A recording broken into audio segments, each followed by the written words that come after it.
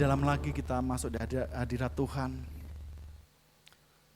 Lebih lagi membawa hati kita, membuka hati kita untuk menerima kebenaran firman Tuhan.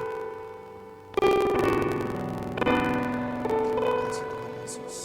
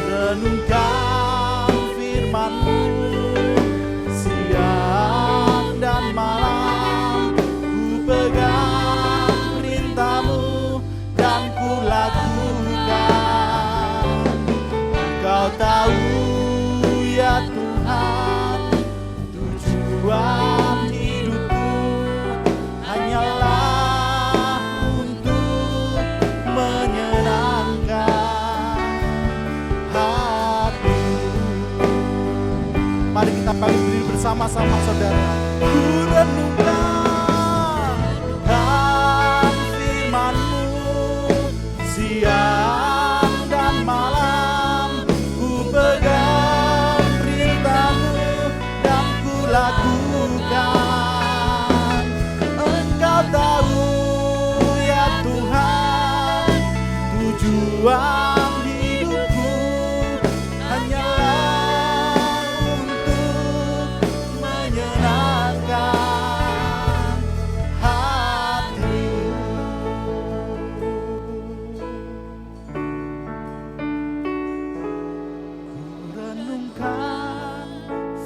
firman-Mu siang dan malam. Ku pegang perintah-Mu dan ku lakukan. Engkau tahu ya Tuhan, tujuan hidupku hanyalah untuk menyenangkan hati-Mu. Menyenangkan hati-Mu. Menyenangkan hati-Mu. Seperti pujian ini ya Bapa, kami senantiasa rindu untuk menyenangkan hati Tuhan. Dengan apa kami dapat menyenangkan hati-Mu ya Tuhan? Tentunya melalui kebenaran-kebenaran firman-Mu yang kami lakukan di dalam setiap hidup kami. Karena itu ajar kami senantiasa ya Tuhan untuk menghitung setiap hari-hari kami, sehingga kami beroleh hati yang bijaksana untuk kami boleh menentukan langkah hidup kami setiap hari. Untuk kami boleh senantiasa taat kepada firman-Mu, untuk kami boleh senantiasa mempermuliakan nama-Mu. Demikian juga pada pagi hari ini, kami taat ya Tuhan untuk beribadah kepada Tuhan. Bahkan kami merindukan kebenaran-kebenaran firman-Mu boleh disampaikan. Karena itu kami membuka hati kami yang terdalam, menjadikan tanah hati kami tanah hati yang subur. Sehingga setiap benih-benih kebenaran firman-Mu yang jatuh di atasnya boleh bertumbuh, berakar, berkembang, bahkan berbuah di dalam setiap hidup kami. Urapi sebentar ya Tuhan hamba-Mu yang menyampaikan kebenaran firman-Mu. Pakai lidah dan bibir hamba-Mu ini menjadi saluran berkat bagi kami semua. Dan urapan yang sama juga turun ke setiap anak-anak-Mu sehingga sebentar kami boleh pulang dengan membawa berkat ilahi yang daripada Tuhan. Dan kami mematahkan setiap kuasa jahat apapun yang mencoba merebut kebenaran firman-Mu di dalam hati ataupun pikiran kami tolak patahkan di dalam nama Yesus. Terima kasih Bapa dalam surga, terima kasih Tuhan Yesus, terima kasih Allah Roh Kudus, kami sambut kebenaran firman-Mu, peralaskan doa kami hanya di dalam satu nama yang berkuasa, yaitu nama Tuhan kami Yesus Kristus. Yang percaya bersama katakan amin. Silakan duduk Bapak Ibu dikasih Tuhan. Terima kasih buat WL, singer, pemain musik yang sudah memberikan yang terbaik kepada Tuhan. Shalom Bapak Ibu. Bagaimana kabarnya hari ini? Ya tentunya luar biasa ya. Ini ketemu saya lagi ya saudara, tentunya tidak bosan ya. Kita hari ini mau belajar kebenaran firman Tuhan bersama-sama ya. Saya merenungkan beberapa saat yang lalu kira-kira apa yang perlu disampaikan di tempat ini. Dan saya sampai kepada pilihan yang terakhir, saya akan menyampaikan tentang 3 ujian kesetiaan Bapak Ibu ya. Karena kita melihat bahwa kesetiaan itu sesuatu yang perlu sekali bagi orang percaya saudara. Setiap orang perlu kesetiaan ya. Saya yakin ini yang penting sekali di dalam kehidupan kita semua supaya kita bisa setia. Kalau kita lihat di dalam nabi-nabi di dalam perjanjian lama, kalau kita lihat para rasul di dalam perjanjian baru, rata-rata mereka semuanya setia di dalam mengiring Tuhan. Ya, rata-rata mereka memberikan hidupnya kepada Tuhan. Nah, teks yang saya ambil di dalam Wahyu 2 ayat 10 ini adalah teks yang diterima oleh Rasul Yohanes ketika ada di Pulau Patmos. Ini berbicara tentang gereja-gereja, saudara. Dan teks ini bicara tentang gereja di Smyrna. Kalau saudara senang belajar tentang kitab Wahyu, saudara akan dapat 7 gereja di situ ya, dari Efesus, Smyrna, Pergamus, Tiatira ya, dan lain-lain ya. Saya ambil teks ini dari tulisan Yohanes kepada gereja di Smyrna pada saat itu. Nah, coba next kita baca kata-katanya seperti apa. Ya, next ya. Nah, di situ dikatakan jangan takut terhadap apa yang harus engkau derita. Sesungguhnya iblis akan melemparkan beberapa orang dari antara kamu ke dalam penjara supaya kamu dicobai. Dan kamu akan beroleh kesusahan selama 10 hari. Kemudian nasihatnya apa? Hendaklah engkau setia sampai mati dan aku akan mengaruniakan kepadamu mahkota kehidupan. Amin. Nah ini yang saya ambil saudara, kepada jemaat di Smyrna dikatakan, hendaklah engkau setia. Setianya sampai apa? Setia sampai mati saudara. Kemarin saya baca bukunya Pak Charles Spurgeon.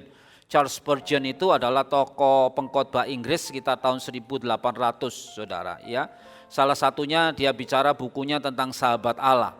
Dan ketika dia bicara tentang kematian saudara, karena ada teks yang mengatakan bahwa anak Tuhan itu tidak akan sekali-kali mati saudara.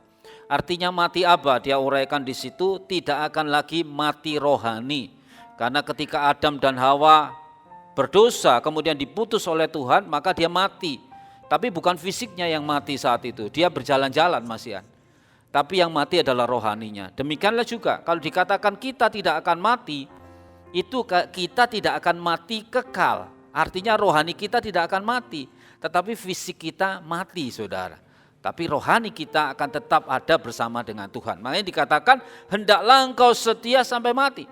Nah kita akan melihat kata setia, next ya. Kata setia itu ditulis dengan kata pistos saudara ya. Kalau saudara belajar bahasa aslinya dikatakan hendaklah engkau setia. Kata hendaklah di situ, ya jadilah setia, hendaklah di situ.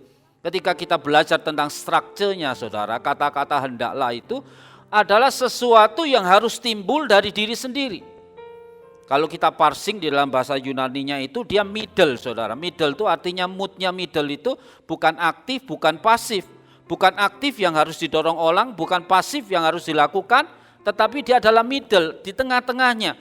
Artinya bahwa menjadi setia itu tumbuh dari hati kita sendiri. Seperti ketika Tuhan Yesus melihat banyak orang, itu yang dipakai, yang dikenakan itu dalam bahasa Yunaninya itu splagnisomai. Splagnisomai itu yaitu tadi saudara. Jadi moodnya itu middle, dia jatuh belas kasihan. Belas kasihan itu muncul dari Tuhan Yesus bukan karena pengaruh-pengaruh yang lain, tapi muncul dari hatinya sendiri. Nah sama dengan kata-kata ini, jadilah setia, hendaklah engkau setia. Setianya itu harus muncul dari hati kita sendiri tanpa dorongan orang lain. Ya, karena kalau kita dorongan orang lain, kamu setia ya, setia. Ya sudah saya setia ke gereja, tapi sesungguhnya makna yang sesungguhnya tidak ada. Makna yang sesungguhnya tidak ada. Setianya karena didorong orang untuk pergi ke gereja, jadi setia. Setia karena didorong orang tuanya untuk pernikahannya, setia. Tapi setia di sini kalau kita melihat dalam teks ini, artinya hendaklah engkau setia. Setia itu muncul di dalam diri kita sendiri, saudara. Karena itu kemunculan dari diri kita sendiri itu yang perlu. Karena kalau muncul dari diri kita sendiri, saudara tidak pernah setia. Saudara pasti setia terus, ya. Karena muncul dari diri kita sendiri. Ya, dikatakan ginopistos, jadi hendaklah engkau setia dan sampai mati. Akhretanato itu artinya sampai mati, saudara. Sampai matinya di sini ya, artinya mati itu mati fisik, ya, bukan mati rohani. Kalau mati rohani tidak ada, orang Kristen tidak akan mati rohani dan akan hidup selama-lamanya bersama dengan Tuhan. Dan dikatakan aku akan mengaruniakan kepadamu mahkota kehidupan, dan mahkota kehidupannya itu bicara tentang apa, saudara? Bicara tentang hidup kekal. Karena yang dipakai kata di situ zoe, dikatakan tes zoes, saudara. Stefanon tes zoes, Stefanon itu mahkota. Makanya kalau ada yang namanya Stefanus itu artinya mahkota, saudara. Jadi mahkota kehidupan, hidupnya di situ adalah zoe, bukan bios atau kehidupan yang sekarang ya. Bukan to bio tapi tes zoes, artinya dia hidup yang kekal. Jadi ketika kita setia, kita itu diberikan hidup yang kekal oleh Tuhan. Dan setianya sampai mati di dunia ini, saudara, tapi bukan mati di sana, karena ketika kita dipanggil Tuhan, kita hidup di sana, saudara. Nah, coba kita melihat kata setia. Setianya sendiri, kata pistos itu juga bisa nanti mengarah kepada pistis, yang artinya iman. Jadi setia dengan iman itu tipislah, karena asal katanya sama. Jadi orang setia itu pasti beriman, amin, saudara. Nah kita melihat ya, kalau kita lihat dari arti kata pistos setia, itu artinya trustworthy. Trustworthy itu dapat dipercaya, saudara. Jadi orang yang setia itu adalah orang-orang yang dapat dipercaya. Kalau kita tidak dapat dipercayai, berarti kita tidak setia. Suami istri, kira-kira istrinya percaya tidak sama suaminya? Kalau sampai ada istri tidak percaya kepada suaminya, berarti suaminya tidak setia, saudara. Betul enggak? Kalau sampai ada suami tidak percaya sama istrinya, berarti istrinya tidak setia. Karena kata setia itu dapat dipercaya. Ya, kalau kita bisa mempercayai orang, berarti kita tahu bahwa orang itu setia. Kita bisa mempercayai pegawai-pegawai kita. Karena kita tahu bahwa orang-orang itu setia. Kita dapat mempercayai bos kita. Karena kita tahu bahwa bos kita itu setia, dapat dipercaya. Kalau bilang ya nanti kalau omsetmu 3 miliar, maka kamu dapat 10% atau 5%. Wah, dia kejar omsetnya 3 miliar, dia dapat 5%. Bukan sudah dikejar omsetnya 5 miliar, dapatnya cuma 1%. Nah ini dibelanjani, ya tidak setia, tidak dapat dipercaya, saudara. Yang setia itu adalah orang yang dapat dipercaya. Anak-anak juga begitu.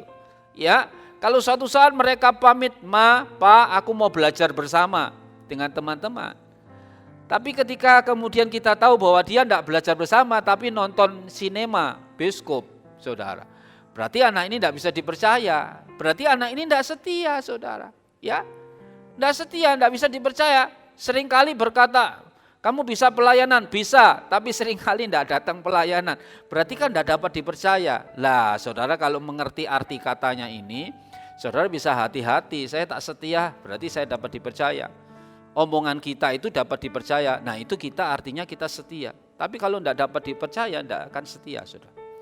Itu menurut kata asli bahasa Yunaninya. Menurut KBBI, saya cari KBBI, saudara. Setia menurut KBBI, Kamus Besar Bahasa Indonesia, itu apa, saudara? Ya, tetap melakukan tugas bagaimanapun berat dan susahnya. Orang yang setia itu melakukan tugas walaupun berat dan susahnya. Anak-anak yang kena tugas SMA itu kan berat. Anak saya SMA kelas 1 itu hampir tiap hari terus mantengi laptop, terus sudah belajar setiap hari terus, saudara. Ya, belajar terus setiap hari, saudara, supaya dia bisa mengumpulkan tugasnya pada waktunya, saudara. Nah ini dikatakan tetap melakukan tugas bagaimanapun berat dan susahnya. Ayah-ayah juga begitu.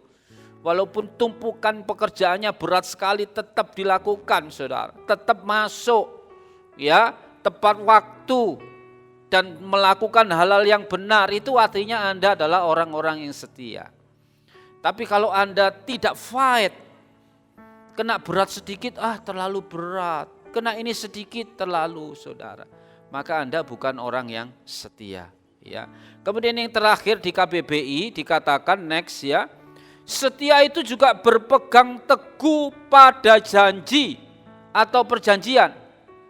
Berpegang teguh pada janji atau perjanjian. Kalau umpamanya saudara, maaf ya, transaksi yang paling banyak di sekitar kita itu adalah transaksi hutang piutang. Betul? Pinjol itu sampai laris berat. Kemarin-kemarin sudah banyak yang masuk televisi. Gara-gara pinjol hidupnya habis sampai bunuh diri dan lain sebagainya, saudara. Makanya jangan sekali-kali pinjol ya, saudara ya. Pinjam yang resmi saja, tapi ada pinjol yang resmi, tapi bunganya tetap besar, saudara. Nah, berpegang teguh pada janji, transaksi yang sering terjadi adalah hutang piutang. Nah, kalau saudara janji hutang dikasih sama orang, janji. Nah, berarti harus berpegang teguh pada janji. Amin. Jadi janji mengembalikan ya dikembalikan.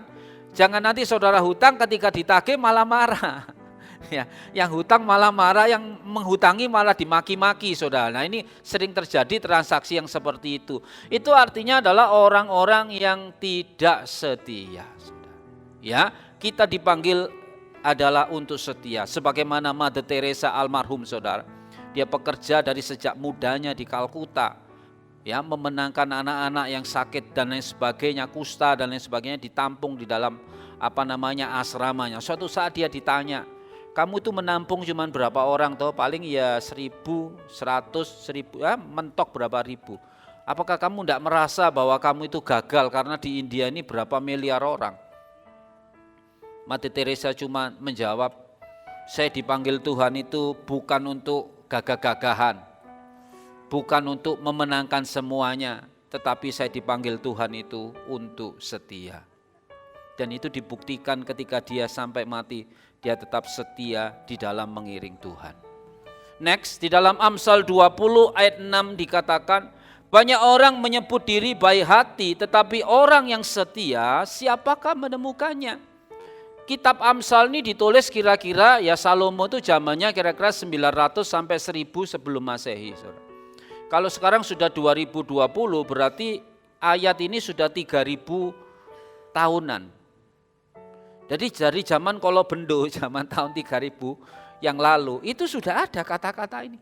Banyak orang menyebut baik hati, tetapi yang setia siapakah menemukannya? Artinya dari sejak zaman dahulu 3000 tahun yang lalu, kesetiaan itu sulit dicari. Dan puji Tuhan kalau orang-orang yang setia hadir pada pagi hari ini semuanya setia di dalam Tuhan. Amin, saudara. Ya, paling tidak setia hari ini untuk beribadah di gereja jam 7 pagi, saudara. Karena sulit mencari orang yang setia, saudara.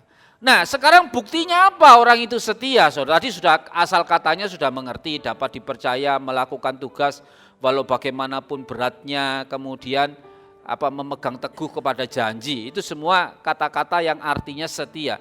Nah, bagaimana setia itu dapat dibuktikan? Makanya saya kasih di dalam judul itu paling tidak ada 3 ujian kesetiaan, saudara. Yang pertama, saudara, kesetiaan itu akan muncul, akan betul-betul orang itu menjadi setia kalau dia bisa tahan di dalam yang namanya penderitaan. Ya, penderitaan itu berbicara tentang permasalahan. Kan itu ditulis ya di dalam 2 ayat 10 tadi, jangan takut terhadap apa yang harus engkau derita. Artinya apa? Bahwa kita semua ada di dunia ini pasti kita punya permasalahan. Dan selalu ketika permasalahan itu hadir di dalam hidup kita, kita menderita. Kalau permasalahan saudara sakit penyakit, maka saudara menderita fisik saudara. Amin. Ada yang sakit berat sampai kanker, saudara. Menderita karena permasalahan sakit penyakit. Kalau permasalahan keluarga, saudara, bentrok suami istri dengan anak dan lain sebagainya, maka saudara juga menderita, tapi menderitanya bukan fisik, pikiran. Kan sama saja, menderita. Yang artinya setiap permasalahan yang ada di dalam hidup kita itu menyebabkan penderitaan. Dan penderitaan itu salah satunya membuat orang tidak setia. Setia mengiring Tuhan, mencari mujizat Tuhan supaya disembuhkan dari sakit penyakitnya, setia terus. Tapi di ujung-ujung akhir ada orang yang menawari, aduh Allahmu itu tidak bisa menyembuhkan kamu. Kamu mesti cari Allah lain. Allah lain bagaimana? Ya kamu mesti nyebrang, aku punya Allah yang bisa menyembuhkan kamu. Nah, akhirnya masuk ke perdukunan, saudara. Hidup yang sudah dirancang selama 20 tahun mengenal Tuhan dan percaya kepada Tuhan dengan sungguh-sungguh. Tapi di ujung hidupnya karena penderitaan sakit penyakit, dia harus merelakan kepercayaannya kepada Tuhan Yesus untuk ditinggalkan. Nah ini kan bahaya. Tapi kalau kita tetap teguh, karena kematian kita di dunia itu adalah kematian fisik, bukan kematian rohani. Karena kita tidak akan pernah mati. Makanya Tuhan Yesus pernah berkata bahwa ada orang-orang yang tidak akan pernah mati. Maksudnya tidak akan pernah mati rohani. Yang pada saatnya nanti bertemu dengan Tuhan. Penderitaan apa yang kau derita saat ini? Yang menyebabkan kesetiaanmu menjadi luntur. Itu yang penting, saudara. Permasalahan semua bisa diatasi. Rasul Paulus di dalam teks 2 Korintus 11 ayat 23 sampai 28 dia berkata begini. Menjadi rasul itu menderita loh saudara. Baik secara batin, baik secara fisik. Lalu dia mengatakan begini, apakah mereka pelayan Kristus? Aku berkata seperti orang gila, aku lebih banyak berjeri lelah. Lebih sering di dalam penjara, didera, di luar batas, kerap kali dalam bahaya maut. 5 kali aku disesa orang Yahudi, setiap kali 40 kurang 1 pukulan, 39. 3 kali aku didera, 1 kali aku dilempari dengan batu. 3 kali mengalami karam kapal, sehari semalam aku terkatung-katung di tengah laut. Semua jemaat-jemaat, ya. Dalam perjalananku aku sering diancam bahaya banjir dan bahaya penyamun. Bahaya dari pihak orang-orang Yahudi dan dari pihak orang-orang bukan Yahudi. Bahaya di kota, bahaya di padang gurun, bahaya di tengah laut, dan bahaya dari pihak saudara-saudara palsu. Aku banyak berjeri lelah dan bekerja berat. Kerap kali aku tidak tidur, aku lapar dan dahaga. Kerap kali aku berpuasa, kedinginan dan tanpa pakaian. Dan dengan tidak menyebut banyak hal lain lagi urusanku sehari-hari, yaitu untuk memelihara semua jemaat-jemaat. Paulus terbukti kesetiaannya, saudara. Dia setia sampai mati. Tapi di dalam perjalanan hidupnya, dalam pelayanan dia saudara, dia pasti dapat permasalahan. Dalam perjalanan kehidupan kita, di dalam keluarga kita ada masalah. Di gereja kita ada masalah. Di bisnis kita ada masalah. Itu yang membuat penderitaan dalam hidup kita.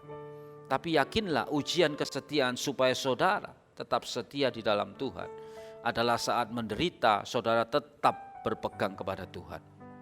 Dalam perjanjian lama ada satu cerita yang fenomenal tentang 4 sahabat, Daniel, Sadrah, Mesah, dan Abednego, saudara. Daniel kena masuk ke kandang singa. Karena apa, saudara? Karena dia tidak mau menyembah raja, masuk kandang singa, saudara. Ya, 3 sahabatnya juga berat, Sadrah, Mesah, Abednego juga masuk dapur api. Ya, dibakar di dalam dapur api itu, seperti tungku api, dia masuk tungku yang besar begitu. Ya, tetapi untuk membuktikan kesetiaannya, derita apapun mereka lalui, derita apapun mereka hadapi untuk tetap setia kepada Tuhan. Karena janji Tuhan tidak main-main. Aku akan memberikan kepadamu mahkota kehidupan loh saudara. Itu tidak main-main. Janji kebenaran firman Tuhan semuanya tidak main-main. Janji kebenaran firman Tuhan ya dan amin.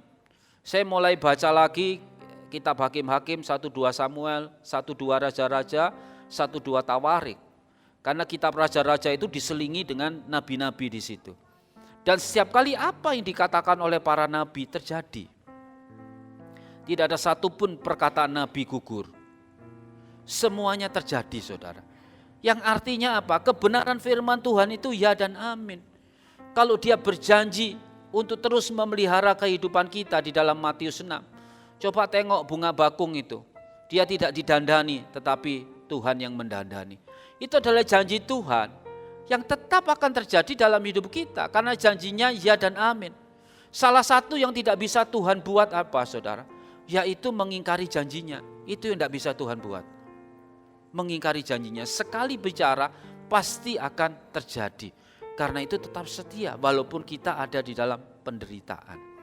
Penderitaan itu cuma sementara saudara. Amin. Segala sesuatunya akan berakhir. Pesta sebesar apapun akan berakhir saudara.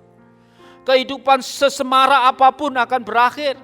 Ya, ujung-ujungnya semuanya akan berakhir. Dan yang tidak berakhir adalah kekekalan bersama dengan Tuhan Yesus Kristus. Amin. Nah ini saya kasih kata-kata indah di dalam, saya cuplik-cuplik quotation next ya. Dikatakan di situ Helen Keller ini seorang pejuang yang luar biasa, dia buta tetapi dia luar biasa. Although the world is full of suffering, walaupun kehidupan di dunia ini penuh dengan penderitaan, it is full also of the overcoming of it. Tetapi juga penuh dengan penyelesaian. Artinya walaupun penuh dengan penderitaan tetapi juga penuh dengan penyelesaian. Hidup di dalam Tuhan walaupun penuh dengan penderitaan tapi ada penyelesaian-penyelesaian dalam hidup saudara. So don't worry, be happy. Kembang turi buah kecapi, don't worry, be happy saudara.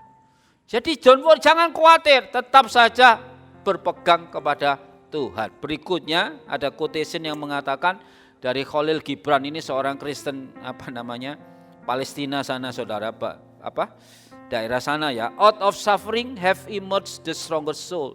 Jadi keluar dari penderitaan itu muncul suatu jiwa yang sangat kuat.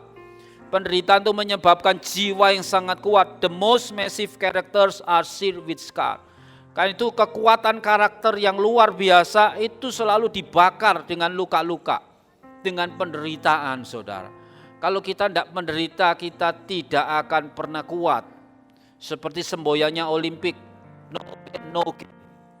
Masih ingat kan? No pain, no gain. Tidak ada penderitaan, tidak akan pernah ada pencapaian di dalam hidup kita. Next, Michael de Montaigne mengatakan, he who fears, he shall suffer. Kalau kita takut, kita menderita. Already suffer what he feared. Jadi kita sudah menderita apa yang kita takutkan saudara. Karena itu jaga supaya kita tetap kuat di dalam Tuhan. Kita tidak takut, karena kalau kita sudah takut, kita itu menderita saudara. Ya, berikutnya dikatakan Joyce Meyer, ini terkenal pengkhotbah yang suka buka TV MNC, itu ada Joyce Meyer. Dia berkata, our past may explain why we are suffering. Karena ini kehidupannya ya, Joyce Meyer itu masa lalunya kan berat saudara. ya, permasalahan pelecehan seksual dan lain sebagainya berat. Makanya dia bisa menulis, our past may explain why we are suffering. Masa lalu kita mungkin bisa menerangkan mengapa kita menderita, but we must not use it as an excuse to stay in bondage. Tetapi kita tidak dapat membuat itu sebagai suatu maaf, ya, sebagai suatu pemaafan untuk suatu saudara, menjadi bondage untuk terus-menerus ada di situ, saudara. Untuk menjadi beban di situ. Karena itu masa lalu yang penuh penderitaan dia lalui dan dia menjadi pengkhotbah yang hebat, Joyce Meyer, saudara. Karena masa lalunya berat, tapi dia tidak terikat masa lalunya yang menjadi bondage, menjadi beban bagi dia. Dia lepaskan karena penderitaan sudah diangkat oleh Tuhan. Ya. Berikutnya Neil Shusterman mengatakan the measure of a man is not how much he suffer. Ukuran dari seorang laki-laki itu bukan seberapa banyak dia menderita in the test, di dalam ujiannya, but how he comes out at the end. Tetapi bagaimana caranya dia keluar dari penderitaan itu. Setia, saudara, apapun yang terjadi dalam hidup kita. Amin. Permasalahan boleh datang silih berganti, tapi satu hal yang pasti, janji Tuhan, hendaklah engkau setia. Ya, karena itu saya tutup penderitaan ini dengan Habakuk 3 ayat 17-18 berkata, sekalipun pohon ara tidak berbunga, pohon anggur tidak berbuah, hasil pohon zaitun mengecewakan, sekalipun ladang-ladang tidak menghasilkan bahan makanan, kambing domba terhalau dari kurungan dan tidak ada lembu sapi dalam kandang, namun aku akan bersorak-sorak di dalam Tuhan, beria-ria di dalam Allah yang menyelamatkan aku. Ini Nabi Habakuk. Dia hidup di tengah-tengah Raja Yehuda dan Raja Israel. Karena kerajaan sudah pecah, saudara. Ya, dia ada di Raja Yehu, saudara, di kerajaan Israel. Juga dia ada di kerajaan Yehuda, Habakuk ini. Ya, dia mengalami hal-hal yang merasa bahwa kok enak ya orang lain itu seperti itu. Aku ini nabi Tuhan kok enggak enak, rekoso. Tapi orang-orang yang enggak percaya Tuhan kok rekoso. Dia merasa banyak menderita, tapi setelah dia bertemu dengan Allah dan dia mengetahui rencana Allah dalam hidupnya, dia katakan, sudah, walaupun pohon zaitun tidak menghasilkan, aku tetap beria-ria. Ya, apapun yang terjadi dalam hidup kita, saudara, penderitaan apapun, sebesar apapun, kita harus tetap beria-ria di dalam Tuhan, setia di dalam mengiring Tuhan. Amin. Amin, saudara. Kalau kita bandingkan dengan penderitaan Kristus, tidak akan bisa dibandingkan, saudara. Itu dia menderita topnya penderitaan. Bahkan sampai mati itu topnya penderitaan, saudara. Ini yang pertama, ujiannya adalah penderitaan. Yang kedua, saudara, next. Ujian daripada kesetiaan kita adalah pencobaan. Temptation. Perasmos di dalam bahasa aslinya, temptation, saudara. Coba kita lihat di dalam Wahyu 2 ayat 10, dia mengatakan begini, sesungguhnya iblis akan melemparkan beberapa orang dari antara kamu ke dalam penjara, supaya kamu dicobai. Kalau saya padankan dengan kata-kata yang up to date sekarang, kalau mengartikan temptation, percobaan itu agak sulit. Tapi kalau saya padankan dengan godaan, mungkin lebih jelas. Ya. Godaan itu kan yang menggoda kita setiap hari. Ya, bahkan di dalam firman Tuhan 1 Korintus 13, pencobaan yang kamu alami biasa. Tidak sampai menjatuhkan kita. Kalau kita tidak kuat, Tuhan akan menolong. Artinya godaan-godaan di dalam kehidupan kita itu demikian banyaknya, saudara, tapi dianggap biasa. Kenapa biasa? Karena kalau kita tidak kuat, Tuhan akan memberikan kekuatan. Godaan macam-macam, bisa berupa uang. Bisa berupa kedudukan, ya seperti Tuhan Yesus ketika dicobai di dalam Matius 4 itu. Apa yang dicobai, saudara? Apa? Keangkuhan hidup, ya kan? Keinginan mata, keinginan daging. Ya. Dia akan dicobai, ini loh, coba batu ini kamu buat menjadi roti. Itu kan bicara tentang kuasa. Nah, seringkali begitu orang itu apa, saudara? Keinginannya kuasa ini tadi. Nah, kita dicobai dengan kuasa, kepingin kuasa. Kemudian dia disuruh loncat dari bubungan bait Allah. Itu bicara tentang apa? Kesaktian, kekuatan. Nah, kalau orang Kristen sukanya sakti-saktian, nah nanti sama perdukunan nanti, ya saudara. Puasa macam-macam banyaknya supaya sakti. Nah, itu nggak boleh, saudara. Tuhan Yesus nggak mau suruh loncat, itu nggak mau dia. Ada tertulis, saudara. Nggak bisa gitu. Kemudian yang ketiga, dia ditawari kerajaan seluruh dunia, tapi dia menolak, bicara tentang uang. Jadi bicara tentang kuasa, bicara tentang kesaktian, bicara tentang uang itu saudara. Seringkali godaan dalam hidup kita itu seperti itu. Ya. Kalau hari-hari ini mungkin banyak saudara ya, masalah-masalah. Karena itu harus hati-hati. Saya kasih contoh di Jepang saudara, saya baca di dalam sebuah artikel, next ya. Nah, judul artikelnya next ya, Kill a Daughter for Insurance. Jadi anak perempuannya dibunuh demi untuk dapat uang asuransi. Wah, ini maut saudara ceritanya ini. Ini ceritanya begini, in Aomori di Jepang ya, a bankrupt businessman hired two men. Jadi seorang businessman itu yang bangkrut saudara, menyewa two men ya, 2 orang saudara, to run down his 9-year-old daughter with a car in order that he might be able to collect $70,000 in insurance. Jadi dia menyewa 2 orang itu untuk menabrak anak gadisnya yang umur 9 tahun. Nah, kalau anak gadisnya itu mati, maka akan keluar dana asuransi $70,000. Dan itu dilakukan sungguh. The child was hit from behind. Anak itu ditabrak dari belakang and killed, mati. While walking with her father and her 7-year-old sister. Ketika sedang berjalan dengan ayahnya dan sama adiknya yang umur 7 tahun. Jadi papanya itu rela untuk bunuh anaknya demi asuransi $70,000. Kok bisa Pak? Kok ada ini cerita real story kok, ini true story ini, bukan ilustrasi. Tapi ini saya ambil dari true story saudara. Ya, cerita beneran yang terjadi. Bayangkan, saking kepinginnya uang, mungkin dia waktu itu ada permasalahan, bankrupt loh. Jadi bisnisnya habis, tidak punya uang, gimana caranya saudara? Kan seperti itu saudara. Hal ini juga akan terjadi di perjanjian lama, ketika kelaparan terjadi, maka anak sulungnya dimakan bersama-sama. Kan ada itu yang terjadi pertengkaran karena anaknya sudah dimakan bersama-sama, terus giliran anaknya mau dimakan bersama-sama, dia urian tidak mau, diadukan kepada raja. Saudara. Itu kalau sudah baca perjanjian lama itu sudah terjadi seperti hal-hal itu. Saudara.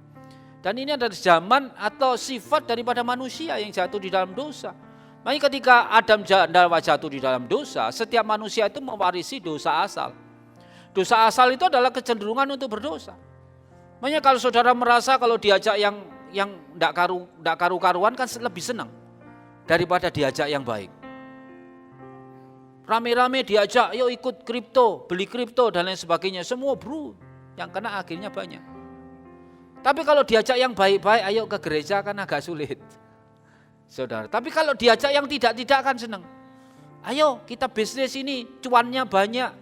Kenapa? Karena ini selundupan, harganya murah. Harga miring, semua gerudukan ikut. Makanya kalau diajak yang jelek-jelek itu gampang saudara. Karena sifat manusia itu ada sifat dasarnya sudah terkontaminasi dengan dosa Adam. Kalau diajak yang baik-baik agak sulit. Amin. Ya untung tidak ada yang amin saudara. Di sini sadar diri saudara, tidak ada yang amin. Saya khawatir amin semua. Jangan saudara ya.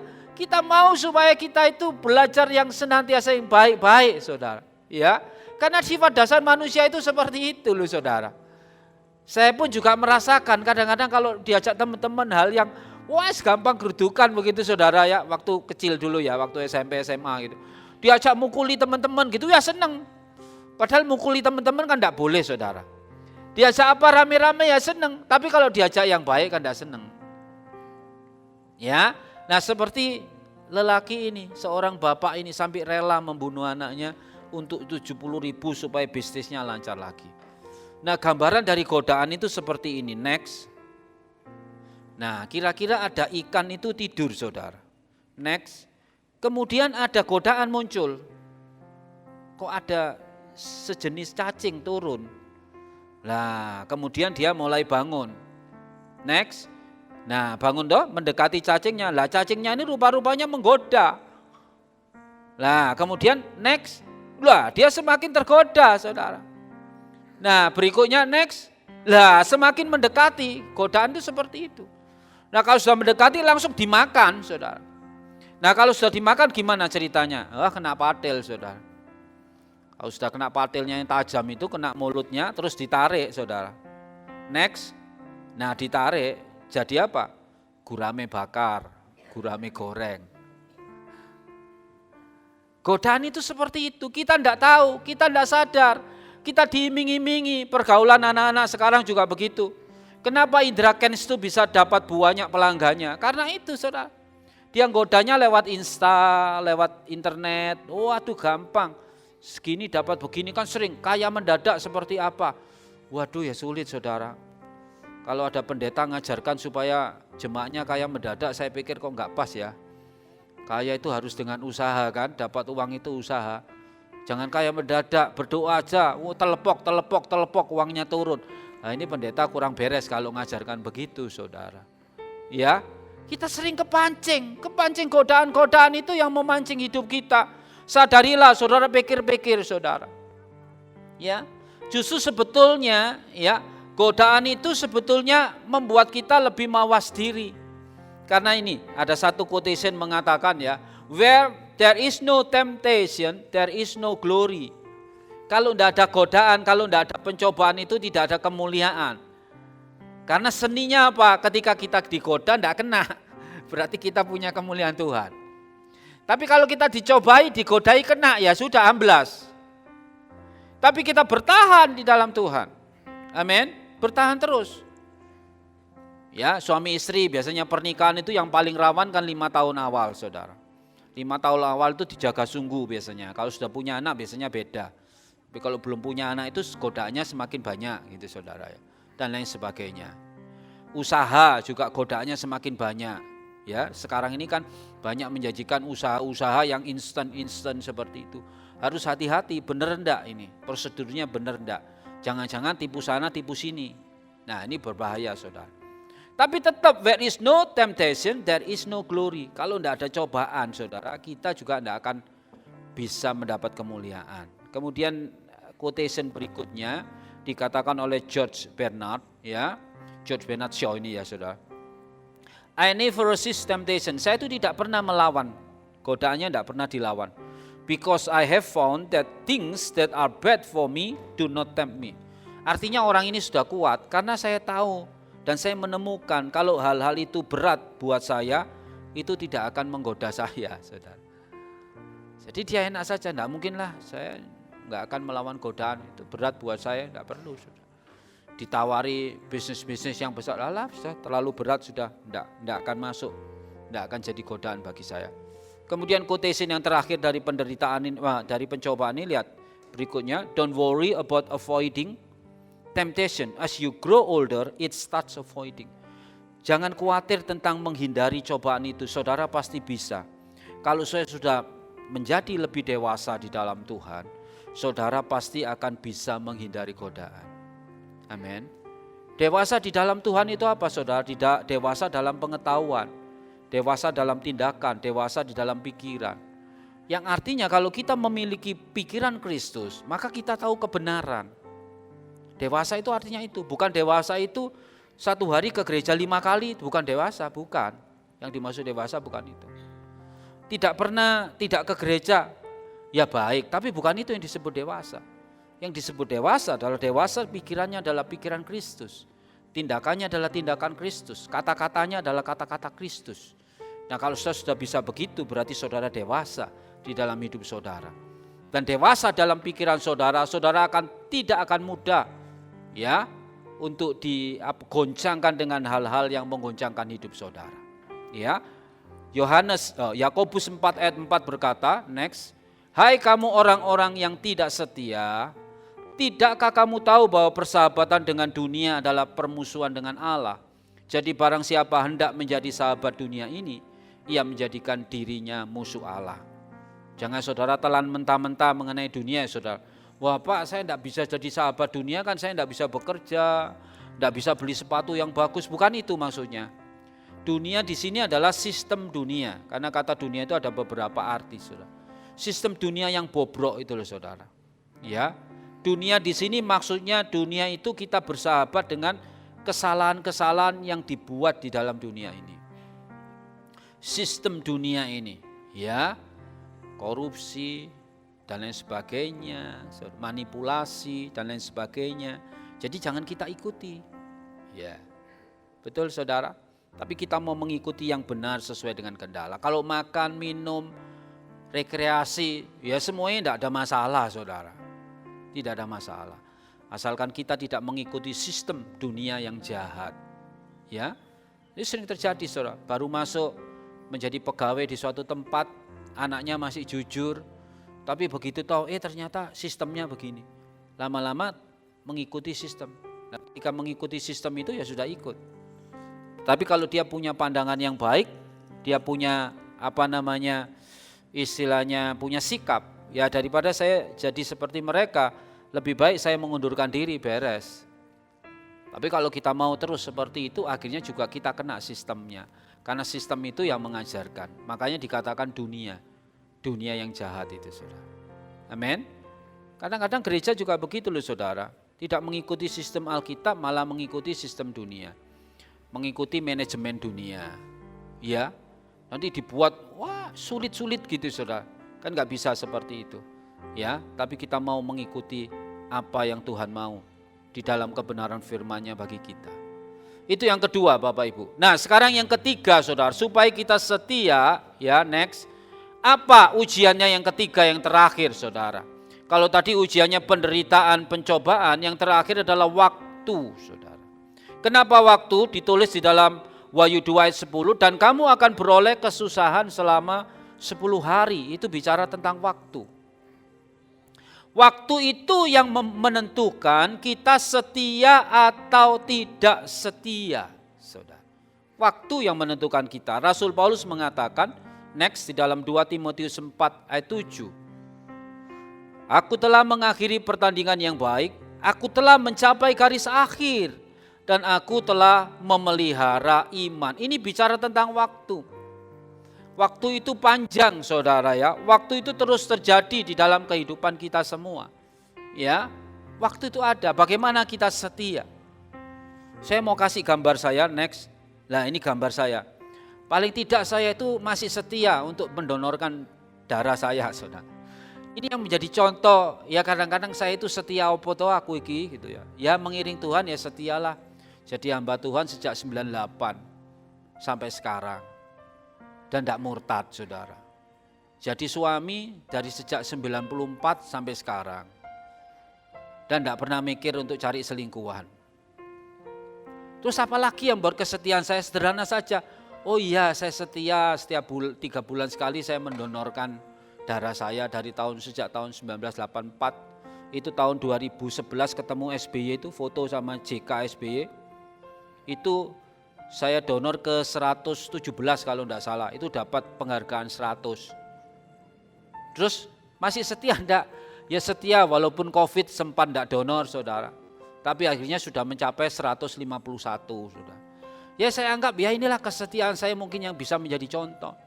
Kalau Rasul Paulus kan bilang contohlah aku kan begitu saudara. Kenapa? Karena dia bisa melakukan hal-hal yang baik di dalam hidupnya. Nah sebagai hamba Tuhan kira-kira kesetiaan saya apalah kira-kira yang bisa saya tampilkan itulah saudara ya. Tidak terlalu amat-amat spektakuler seperti itu saudara ya.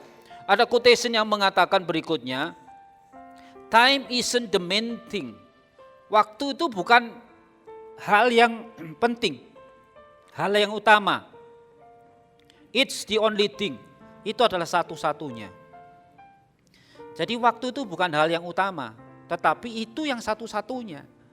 Karena hidup kita itu semuanya mengikuti waktu, saudara.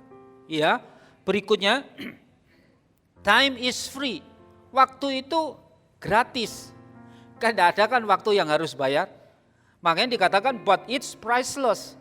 Tidak ada bayar, tidak bayar waktu itu. You can own it. Engkau dapat memiliki waktu, but you can use it. Engkau tidak bisa memiliki waktu, tapi bisa menggunakan waktu. Saudara mau memiliki waktu hari ini tanggal 22 Mei, besok sudah berlalu, saudara tidak bisa memilikinya. Tapi saudara hanya bisa menggunakannya. You can't keep it, saudara juga tidak bisa menyimpan waktu. Yang bisa adalah kita menghabiskan waktu.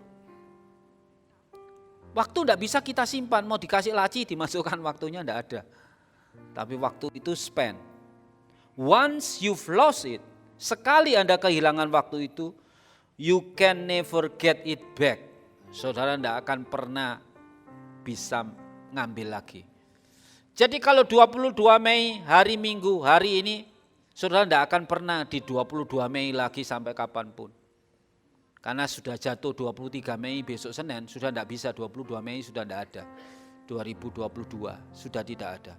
Kan itu pergunakan waktu yang ada dengan sebaik-baiknya. Ya, next, it's crazy how fast time flies. Gila itu ya, waktu itu berjalan terbang begitu, and how things progress.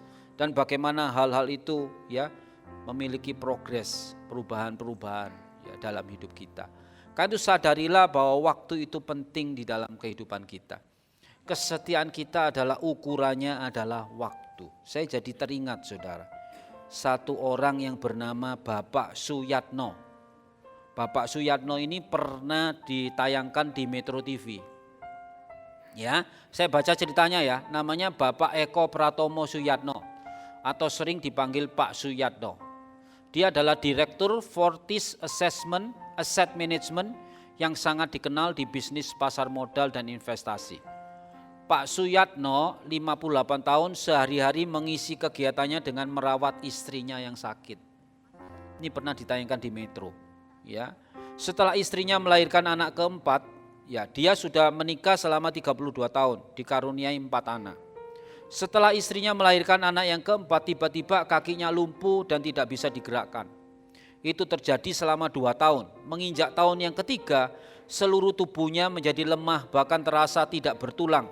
Lidahnya pun sudah tidak bisa digerakkan lagi. Setiap hari Pak Suyatno memandikan, membersihkan kotoran, menyuapi, dan mengangkat istrinya ke atas tempat tidur. Sebelum berangkat bekerja, Pak Suyatno membaringkan istrinya di depan TV supaya istrinya tidak merasa kesepian. Walau istrinya tidak dapat bicara, tapi ia selalu melihat istrinya tersenyum. Untung tempat usahanya Pak Suyatno itu tidak jauh dari rumahnya, sehingga siang hari bisa pulang menyuapi istrinya, makan siang, sorenya bisa pulang memandikan istrinya, menggantikan pakaian. Ya. Walaupun istrinya hanya memandang tapi tidak bisa menanggapi, Pak Suyatno sudah cukup senang. Bahkan dia selalu menggoda istrinya setiap berangkat tidur. Rutinitas ini dilakukan berapa tahun saudara? Tidak main-main, 25 tahun. Sampai keempat anaknya itu dewasa.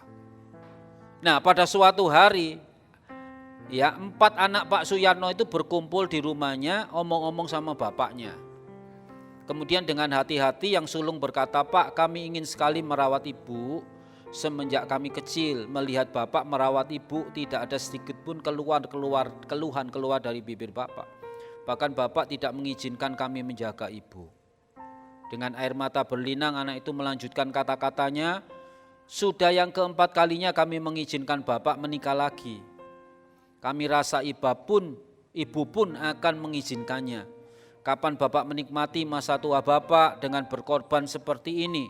Kami tidak tega melihat bapak, kami berjanji akan merawat ibu sebaik-baik secara bergantian. Jadi anak-anak itu mikir, Pak menikah lagi ibu saya rawat. 25 tahun bapaknya merawat. Tetapi apa jawabannya saudara? Pak Suyatno menjawab hal yang sama sekali tidak diduga anak-anaknya. Anak-anakku, jikalau perkawinan dan hidup di dunia ini hanya untuk nafsu, mungkin bapak sudah menikah lagi. Tapi ketahuilah dengan adanya ibu kalian di sampingku itu sudah lebih daripada cukup. Dia telah melahirkan kalian. Mereka menangis. Kalian selalu kurindukan hadir di dunia ini dengan penuh kasih yang tidak satu pun dapat dihargai dengan apapun. Coba kalian tanya ibumu, apakah dia menginginkan keadaannya seperti ini? Kalian menginginkan bapak bahagia, apakah batin bapak bisa bahagia meninggalkan ibumu dengan keadaan yang sekarang? Kalian menginginkan bapak yang masih diberi Tuhan kesehatan, dirawat orang lain, bagaimana dengan ibumu yang masih sakit? Maka anak-anaknya menangis, saudara. Ya. Kemudian Pak Suyatno bercerita yang terakhir, jika manusia di dunia ini mengagungkan cinta dalam perkawinan, tetapi tidak mau memberi waktu, tenaga, pikiran, perhatian kepada pasangannya, itulah kesia-siaan. Saya memilih istri saya menjadi pendamping hidup saya ketika dia sehat.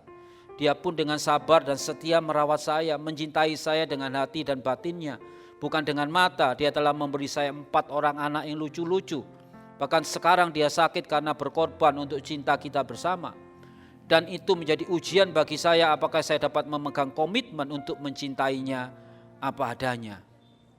Hidup adalah perjuangan yang tiada henti, katanya Pak Suyatno, saudara. Setia sama istrinya. Di dalam 2 Timotius 2 ayat 13 dikatakan, jika kita tidak setia, Tuhan tetap setia. Ini kesetiaan yang dibuktikan, saudara, sebagai contoh nyata masuk di program TV, saudara. Nah, tantangannya di dalam hidup kita, apakah kita bisa setia? Hendaklah engkau setia sampai mati, dan aku akan memberikan kepadamu mahkota kehidupan. Tetapi ujian kesetiaan adalah penderitaan yang sehari-hari kita hadapi. Godaan, pencobaan yang sehari-hari kita terus digoda. Dan waktu yang membuktikan kita setia atau tidak. Saya tutup dengan cerita John Newton, saudara. Saya senang sekali ceritanya John Newton ini, saudara. 1725 sampai 1807. Dia adalah orang yang setia sampai mati, 82 tahun. 1725 sampai 1807. Di dalam sebuah wawancaranya dalam bahasa Inggris, ini saya terjemahkan, dikatakan begini, karunia pengampunan sering menjadi apresiasi yang terbaik bagi mereka yang sangat membutuhkan. Pendeta John Newton mengalami kebenaran ini sendiri. Pada makamnya diceritakan, John Newton seorang klerek, pegawai biasa yang dulunya adalah kafir, orang yang jahat, tidak menghormati wanita. Seorang pedagang budak di Afrika, oleh karena kemurahan Allah dan juru selamat Yesus Kristus dipelihara, dipulihkan, diampuni dan dipilih untuk memberitakan iman yang demikian kuat untuk menghancurkan. Kata-kata ini ditulis oleh Newton sendiri, sebuah kesaksian atas kuasa Allah yang mengubah. Next, ini kalimat yang terakhir dikatakan, setelah bertahun-tahun menjadi pedagang budak yang berantakan amburadul, bertemu Yesus Kristus dan dengan mendadak berbalik untuk mempertahankan Injil yang demikian lama ia hinakan. Melalui pelayanannya, Newton selama bertahun-tahun kasih karunia Allah tetap ada dalam pusat pemikiran Newton.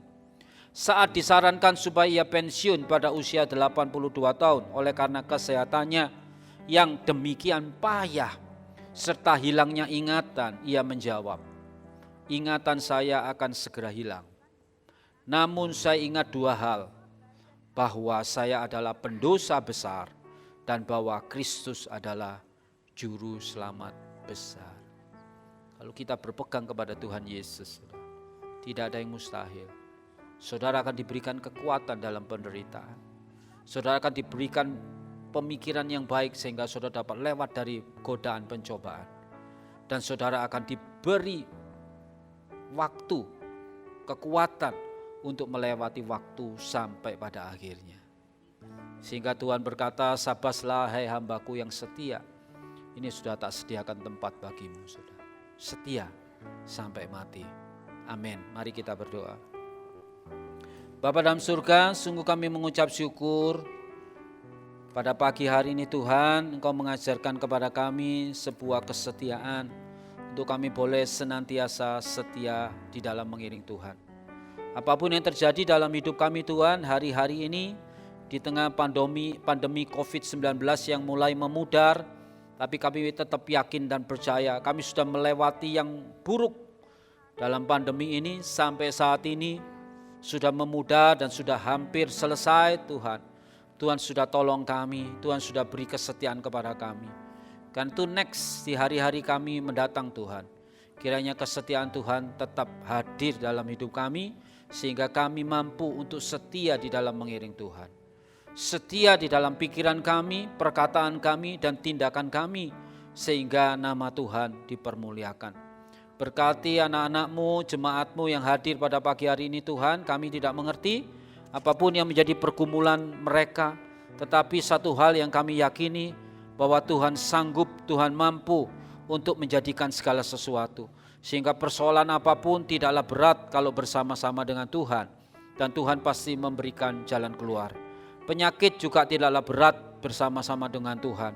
Tuhan akan memberikan kekuatan bahkan kesembuhan di dalam kehidupan kami. Terima kasih Bapa, kami terus berdoa untuk hamba-Mu Pak Paulus yang Tuhan percayakan memimpin tempat ini.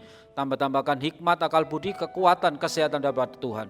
Dimanapun hamba-Mu ini berada, kiranya Tuhan yang memberkati beserta seluruh keluarganya. Dan kami juga berdoa untuk setiap pelayan Tuhan, pengurus Tuhan yang Tuhan percayakan di tempat ini. Tambah-tambahkan hikmat, akal budi, kekuatan, sehingga mampu untuk senantiasa berjalan sesuai dengan kehendak Tuhan, memiliki ide-ide yang baru untuk perkembangan daripada gereja di tempat ini. Dan kembali kepada seluruh umat-Mu sekali lagi Tuhan, kiranya Tuhan berkati mereka, beri kekuatan senantiasa, sehingga tetap setia di dalam mengiring Tuhan. Terima kasih Bapa dalam surga, kami mengucap syukur buat kebenaran firman-Mu, peralaskan doa kami hanya di dalam satu nama yang berkuasa, yaitu nama Tuhan kami, Yesus Kristus. Haleluya, amin. Mari Bapak Ibu saya undang bangkit berdiri, sebelum doa berkat kita angkat satu pujian ya.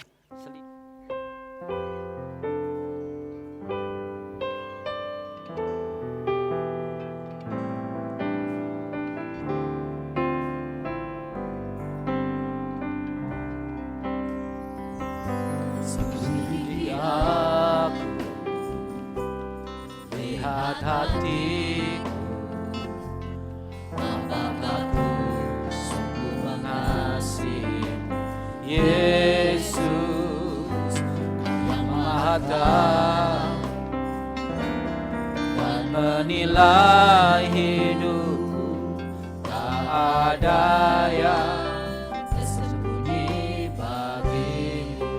Telah kulihat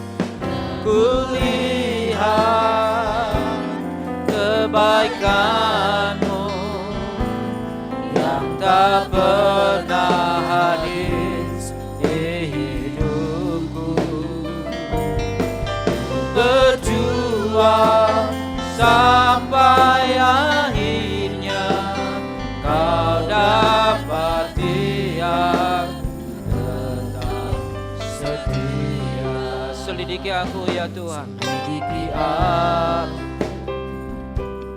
lihat hatiku, apakah ku sungguh mengasihi Yesus, Kau yang Maha Tahu dan menilai hidupku, tak ada yang tersembunyi bagimu. Telah kulihat kebaikan-Mu yang tak pernah habis di hidupku. Berjuang sampai akhirnya Kau dapati aku tetap setia. telah kulihat kebaikan-Mu yang tak pernah habis di hidupku.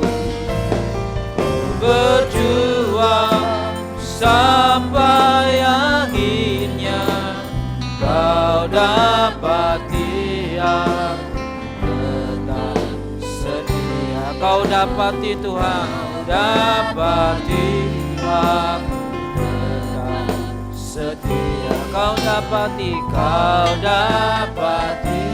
aku tetap setia. terima kasih Bapa dalam surga, kami mau setia di dalam apapun juga yang Tuhan bebankan di dalam setiap hidup kami. Dalam rumah tangga kami, dalam pekerjaan kami, bahkan di dalam ibadah kami dengan Tuhan. Kami mau senantiasa setia ya Tuhan. Terima kasih Tuhan sudah pimpin ibadah kami dari awal, pertengahan hingga sampai pada akhirnya. Mari jemaat dikasih Tuhan, kita mengangkat kedua belah tangan, menerima berkat daripada Tuhan.